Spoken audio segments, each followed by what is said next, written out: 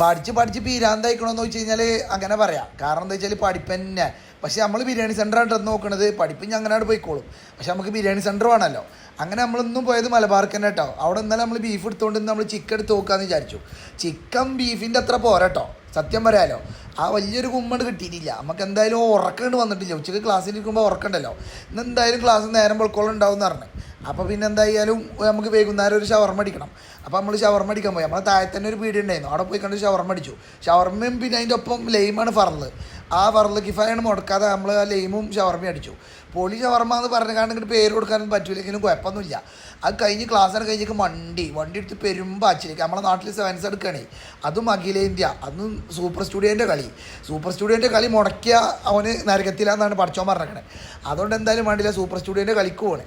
നമ്മളെ കമ്പനിക്കാർ മാത്രമല്ല, എല്ലാ കണ്ടമാനം ആൾക്കാരുണ്ട്. മലപ്പുറം ജില്ല മൊത്തം അവിടെ ഉണ്ടോ ചോദിച്ചാൽ ചിലപ്പോൾ ഉണ്ടാവും. അമ്മമാരി ആൾക്കാരാണ്. റോട്ടും പക്കത്തും ഗ്രൗണ്ടിലും ഒക്കെ ആളാണ്. ത്രോ ലൈനൊക്കെ എവിടെ നിന്ന് ഇടുക എന്ന് പോലും സംശയമാണ്. ഇതിൻ്റെ അടിയിൽ കപ്പലക്കട്ടിക്കാരെ കച്ചവടം മക്കളെ, അതൊരു പൊളിയാണ്. നമ്മളെ റോയലും സൂപ്പറും ഇന്ന് കളി. അത് കഴിഞ്ഞിട്ട് നെയ്ച്ചോറും പീസും അടിക്കാൻ പോയി.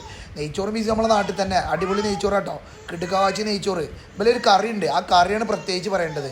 പിന്നെ പൊരിച്ച പീസും. ഓ എൻ്റെ മക്കളെ.